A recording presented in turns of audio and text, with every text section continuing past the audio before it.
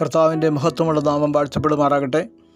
പ്രിയരെ, വിശുദ്ധ വേദപുസ്തകത്തിലെ അനുഗ്രഹങ്ങളെന്ന വിഷയത്തെപ്പറ്റിയുള്ള ധ്യാന പരമ്പരയിലെ 5-ാമത്തെ സന്ദേശത്തിലേക്ക് കർത്തൃനാമത്തിൽ ഏവർക്കും സ്വാഗതം.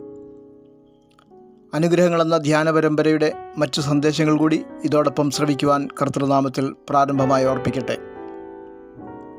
ഈ സന്ദേശ പരമ്പരകൾ നിങ്ങളുടെ പ്രിയപ്പെട്ടവർക്ക് ഷെയർ ചെയ്യുന്നതിലൂടെ ഒരുമിച്ച് കർത്താവിൻ്റെ അനുഗ്രഹങ്ങൾ പങ്കുവയ്ക്കുവാനിടയാകട്ടെ എന്ന ആത്മാർത്ഥമായ പ്രാർത്ഥനയോടെ സന്ദേശത്തിലേക്ക് പ്രവേശിക്കുന്നു. നിങ്ങളുടെ വിലയേറിയ അഭിപ്രായങ്ങൾ കമൻറ്റ് ബോക്സിൽ രേഖപ്പെടുത്തുവാൻ സ്നേഹപൂർവ്വം അഭ്യർത്ഥിക്കുന്നു. ദൈവം മനുഷ്യന് മുമ്പിൽ വയ്ക്കുന്നത് 2 മാർഗങ്ങളാണ്. ഒന്ന് ജീവൻ്റെ മാർഗം, മറ്റൊന്ന് നാശത്തിൻ്റെ മാർഗം. വ്യത്യസ്തമായ ഈ 2 വഴികൾ സംബന്ധിച്ച് വിശുദ്ധ മത്തായി എഴുതിയ സുവിശേഷം 7-ാം അധ്യായം 13-14 വാക്യങ്ങളിൽ യേശുക്രിസ്തു ഇപ്രകാരം പറഞ്ഞതായി രേഖപ്പെടുത്തിയിരിക്കുന്നു: ഇടുക്കുവാതിലൂടെ അകത്ത് കടപ്പീൻ. നാശത്തിലേക്ക് പോകുന്ന വാതിൽ വീതിയുള്ളതും വഴി വിശാലവും അതിൽ കൂടി കടക്കുന്നവർ അനേകരുമാകുന്നു.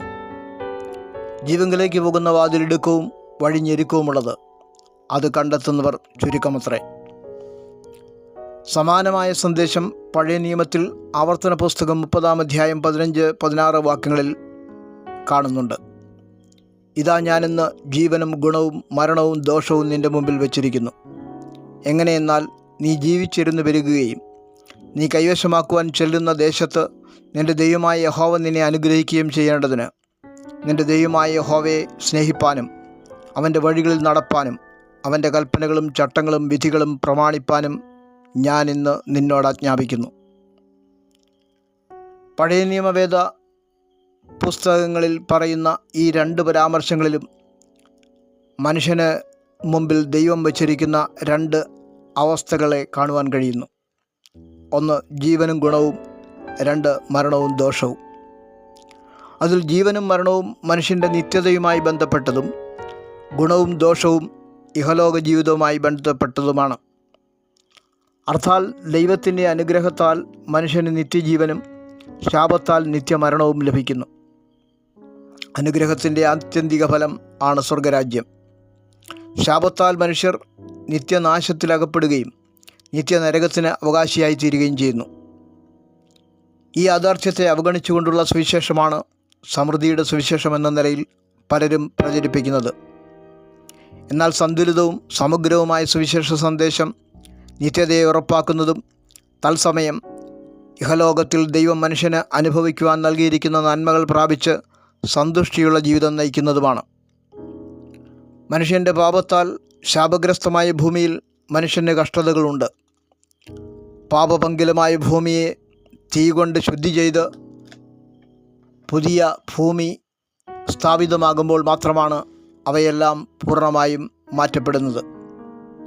എന്നാൽ പഴയ നിയമത്തിൽ അബ്രഹാമിൻ്റെ സന്തതികൾക്ക് ന്യായപ്രമാണത്തിൻ്റെ അനുസരണത്തിന് വിധേയമായി ദൈവം ഇഹലോകത്തിൽ അനുഗ്രഹങ്ങൾ നൽകി.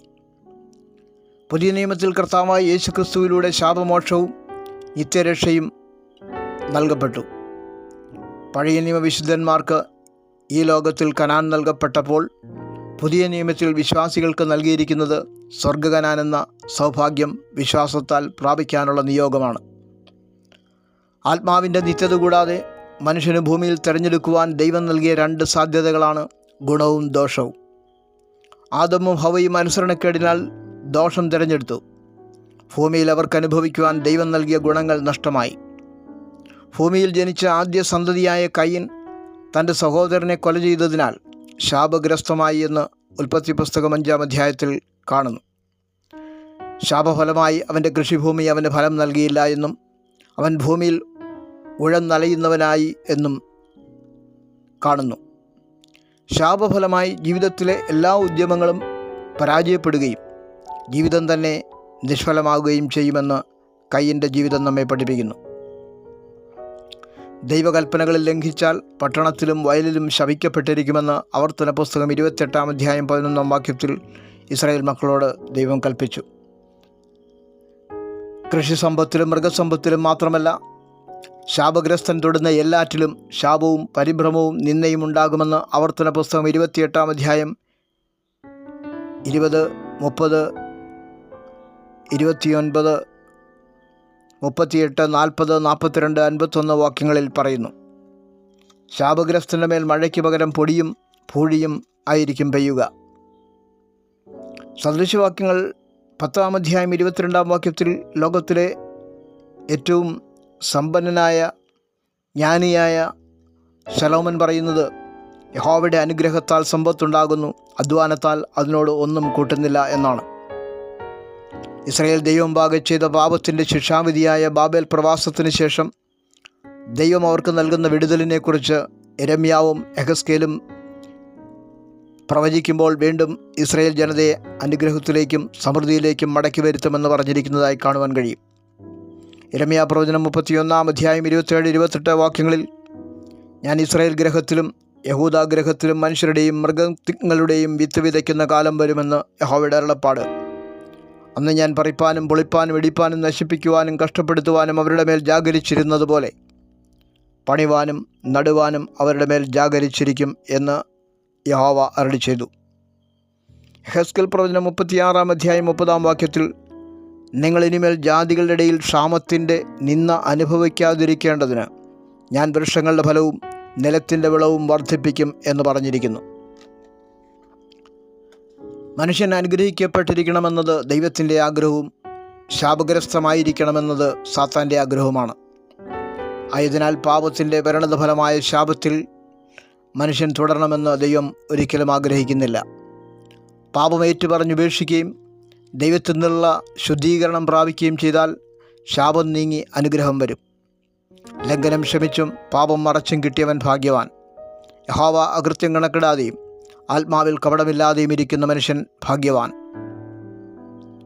ആ ഭാഗ്യാവസ്ഥയിലേക്ക് നയിക്കുന്ന വചനത്തിൻ്റെയും ആത്മാവിൻ്റെയും നടത്തിപ്പിന് വിധേയപ്പെടുമ്പോൾ ശാപകരമായ ജീവിതാവസ്ഥയിൽ നിന്നുള്ള മോചനം അഥവാ വിടുതൽ ലഭിക്കുവാൻ കഴിയും. എന്നാൽ മുമ്പ് സൂചിപ്പിച്ചതുപോലെ ശാപഗ്രസ്തമായ ഭൂമിയിൽ നിന്ന് ശാപത്തിൻ്റെ അനുഭവങ്ങൾ പൂർണ്ണമായും ഇല്ലാതാകുന്നില്ല. പുതിയ ഭൂമിയും പുതിയ ആകാശവും സ്ഥാപിക്കപ്പെടുന്നതുവരെയും ആ സ്ഥിതി നിലവിൽ ഉണ്ടായിരിക്കും.